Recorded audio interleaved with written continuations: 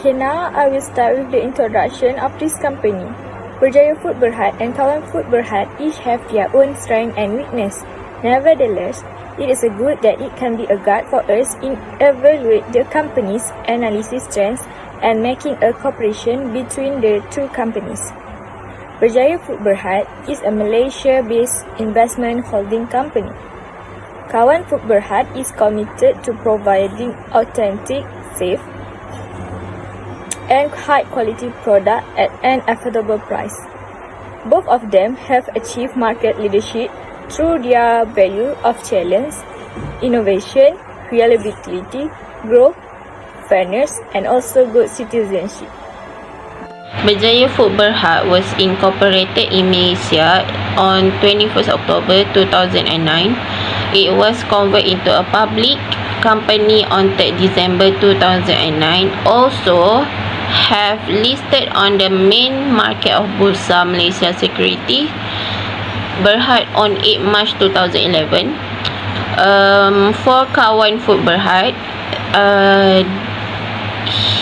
they was an investment company based in Malaysia, operating in the food processing industry, has a lot of variation of food, also export food to 39 countries and counting.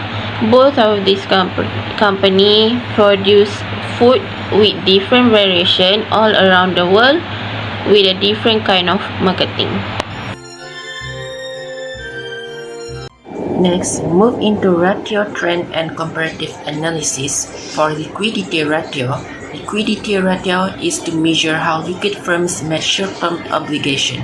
In Berjaya Food Berhad, we can see that in both current and quick ratio are increasing from 2021 to 2022. That led them to cover short-term obligation and pay current liabilities without needing to sell its inventory.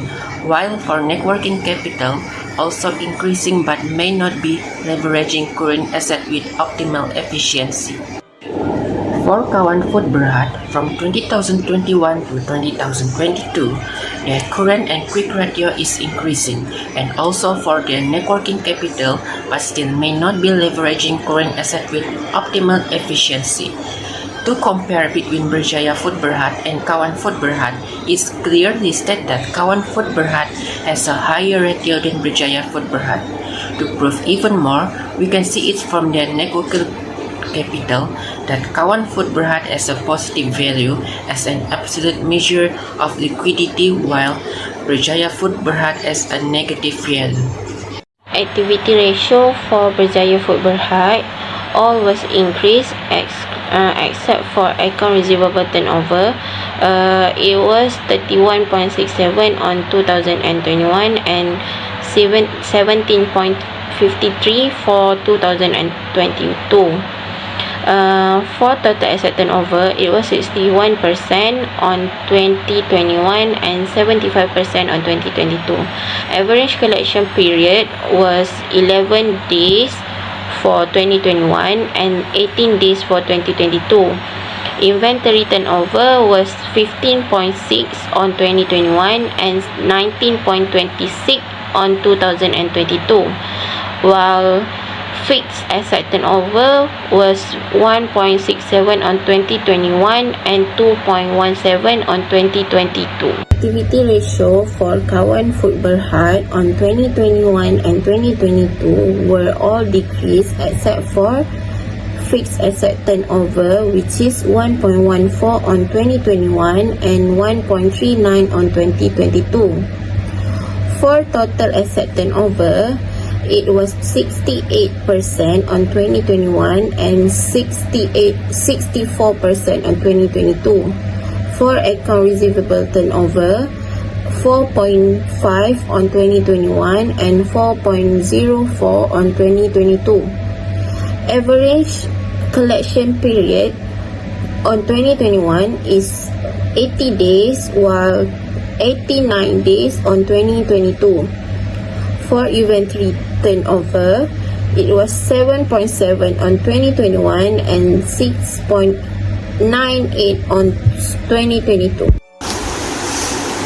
In leverage or debt ratio between 2021 and 2022, debt ratio and debt to equity ratio decreased. Meanwhile, time interest earned ratio increased. The debt ratio of Berjaya Food Berhad in 2021 is higher with 681% and in 2022 is 64%. The debt to equity ratio of Berjaya Food Berhad in 2021 is higher with 214% and in 2022 is 176%. Time to interest earned ratio of Berjaya Food Berhad in 2021 is lower with 474% and in 2022 with 502%. Next, in Kawan Food Berhad, debt ratio and debt to equity ratio decreased. Meanwhile, time interest earned ratio increased. The debt ratio in 2021 is higher with 151% and in 2022 is 138%. The debt to equity ratio in 2021 is higher with 178% and in 2022 with 161%. Time interest earned ratio in 2021 is lower than 2022, which is 1,279%. Now I will talk about profitability ratio. So for ROE, ROA and net profit margin is increased while gross profit margin and operating margin is decreased. So for in 2021 for return on equity is 8.61 while 2022 is 9.70. That will be increased. And so for return on asset in 2021 7.31 while in 2022 is 9.35. That will be increased too. For gross profit margin in 2021 is 35.96 and while in 2022 is 34.63. That will be decreased. Operating margin in 2021 is 21.54 while in 2022 is 21 only.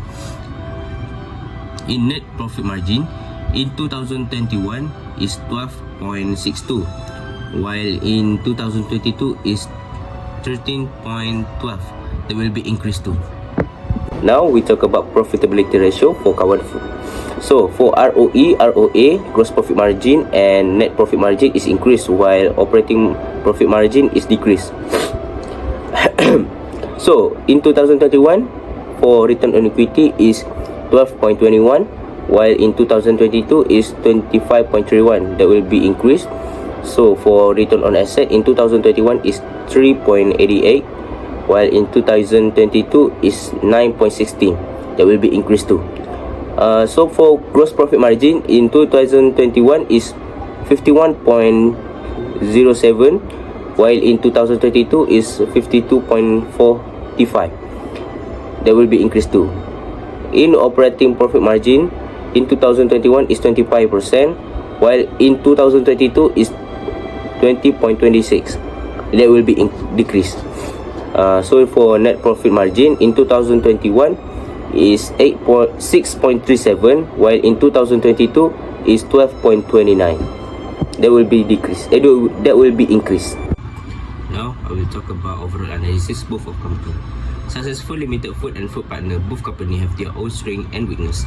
From what have been studied through comparative analysis, between the two companies, each has its own advantage and disadvantage. Inventory turnover is also a metric that shows how well a company can manage its inventory. Kawan Food is lower than Berjaya Food because inventory moves slowly and tie up capital. Gross profit margin describes how much of a company's sales remain after all direct costs of doing business. If I were inventory, I will choose Berjaya Food Berhad because of Berjaya Food Berhad integrity and ability to make huge profit while attracting investors to invest in their company. In conclusion, financial ratios are essential for evaluating a company's overall performance and health. These ratios give stakeholders a foundation for well-informed decision-making by offering insightful information on a variety of financial management topics. Then, The differences in ratios between both of these companies can inspire various stakeholders to assess, react, and make decisions in line with their interests and objectives to compete with other developed companies. However, a good financial system is a fundamental pillar for the overall success and sustainability of a company. It provides the foundation for effective decision making, efficient resource management, and long-term growth. That's all from us. Thank you.